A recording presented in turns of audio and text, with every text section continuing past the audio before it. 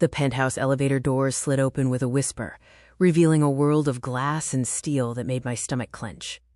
I smoothed down my simple department store dress, feeling the eyes of my relatives like physical weights. They stood clustered around the floor-to-ceiling windows, champagne flutes in hand, discussing the Manhattan skyline as if they owned it. In a way, they did. "Before we begin the family meeting," my Uncle Charles said, his voice cutting through the polite chatter, "I'd like to acknowledge our guests joining us virtually. Where are you all watching from? Share your city in the comments. And after you've heard this story, be honest. What would you have done in Samantha's position? We read every comment. Now, let's begin." He turned his attention to me, his smile not quite reaching his eyes. "Samantha, so good of you to join us. We were just discussing the future of the company." I forced a smile, clutching my worn leather portfolio. "I'm looking forward to hearing the plans." My cousin, Alexander, snorted into his champagne. "I'm sure you are.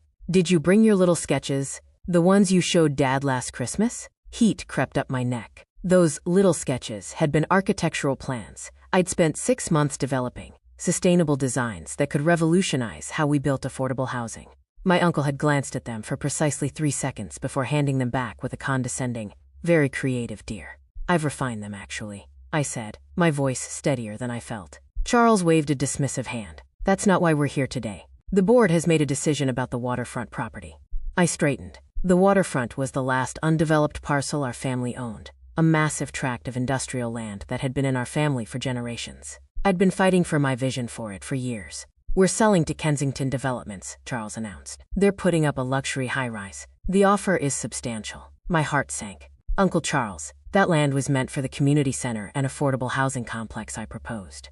Grandfather always said." "Your grandfather is no longer with us," he cut me off sharply. "And his sentimental notions don't pay the bills. This is business, Samantha. Something you've never quite grasped." Alexander smirked. "Maybe you can design the lobby art for the new building. I hear they're looking for something decorative." The familiar humiliation washed over me, the same feeling I'd had my entire life as the artistic one in a family of ruthless business minds. The one who'd chosen architecture school over business, who cared about design over profit margins. "I have the full backing of the City Planning Commission," I said, pulling documents from my portfolio. "The tax incentives alone." "Enough." Charles's voice was final. "The vote has already been taken. The property is sold." I looked around the room at my aunts, uncles, cousins, all avoiding my eyes. They saw me as the family disappointment, the dreamer, who didn't understand how the real world worked. "I see," I said quietly, gathering my papers. "Then if you'll excuse me." I didn't wait for their response. The elevator ride down felt like descending from Mount Olympus, returning to the mortal world where I belonged. Back in my small Brooklyn apartment, surrounded by my models and blueprints, I allowed myself a moment of self-pity.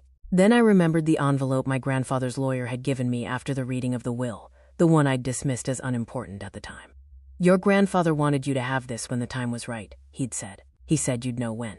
I found it buried in a drawer, the paper yellowed with age. Inside was a single key and a note in my grandfather's familiar handwriting. "Samantha, if you're reading this, they've dismissed you again. They always will. But you have something they lack: vision." The key opened Safety Deposit Box 217 at First National. "What's inside is yours alone. Use it to build the future you see, not the one they want. Love, Grandfather." The next morning, I stood in the bank vault, my hands trembling as I opened the box. Inside were no stock certificates or deeds, just a single thick folder labeled Project Legacy. For 3 days, I barely slept, poring over the documents. They contained complete architectural plans, environmental impact studies, and financial projections for a development so revolutionary it took my breath away. My grandfather hadn't just believed in me. He'd been working on my vision in secret for years. But there was more. Tucked between the pages was a geological survey that made my heart stop. The waterfront property didn't just border the river. It sat atop a massive natural aquifer that could provide clean, sustainable geothermal energy for the entire development. The report estimated its value at nearly triple what Kensington was paying. They weren't just dismissing me. They were selling our family's future for pennies on the dollar. I spent the next month working in secret, using the last of my savings to hire my own lawyers, my own engineers. I formed a new company, Visionary Development Group, and began the quiet, methodical work of preparing my case. The day the sale was supposed to close, I walked into the family boardroom unannounced. Charles, Alexander, and the Kensington executives were gathered around the conference table, pens poised over the contracts. "Samantha," Charles said, his voice tight with annoyance, This is a private meeting. I know, I said, setting my briefcase on the table. I'm here to make a counteroffer. Alexander laughed. With what? Your savings account? The Kensington executives exchanged amused glances. I'm offering to buy the waterfront property myself, I said calmly, at 20% above Kensington's offer. The room went silent. Charles's face purpled. This is ridiculous. Where would you get that kind of money? From investors who believe in sustainable development, I said, opening my briefcase. And from the revenue generated by the geothermal reservoir under the property that you apparently didn't know about. The Kensington executives suddenly looked very interested. What geothermal reservoir? One of them asked sharply. Charles looked from me to the executives, realization dawning. I have the surveys right here, I said, spreading the documents across the table. Conducted by my grandfather 5 years ago. The energy potential alone makes the property worth 3 times what you're paying. The Kensington executive stood up, gathering his papers. It appears we need to reconsider our offer. When they'd left, Charles turned on me, his face a mask of fury. You stupid, ungrateful girl. You just cost this family millions. I just saved this family from making the biggest mistake in its history, I countered. But it doesn't matter. I'm exercising my right as a shareholder to block the sale. You don't have the votes. I do now. I placed another document on the table. The shares my grandfather had left me in trust, enough to give me controlling interest. And I'm removing you as CEO. The following months were the most difficult of my life. My family fought me at every turn, spreading rumors, challenging me in court, trying to prove I was incompetent. But I had my grandfather's plans and my own determination. The day we broke ground on the waterfront development, I stood at the podium looking out at the crowd.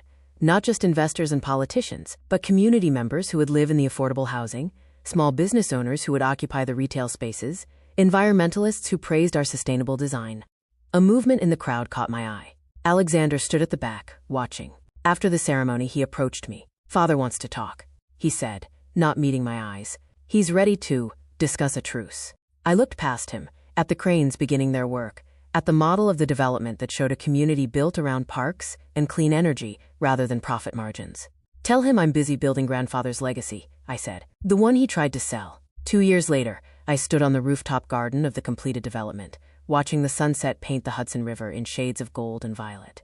Below me, children played in the park, lights were coming on in the affordable housing units, and the geothermal plant hummed quietly, powering it all. My phone buzzed. A text from Charles, the first direct communication since I'd removed him.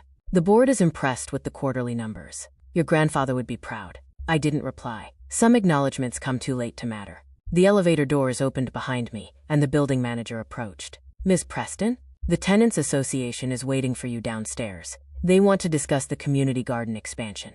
I took one last look at the skyline, at the building that stood as a monument to vision over greed, to legacy over quick profits. They had dismissed me as a dreamer, but it was my dreams that had built this. The girl they thought wasn't practical enough now controlled the family's future. And I had learned that the most powerful revenge isn't proving them wrong. It's building something so beautiful that their approval becomes irrelevant.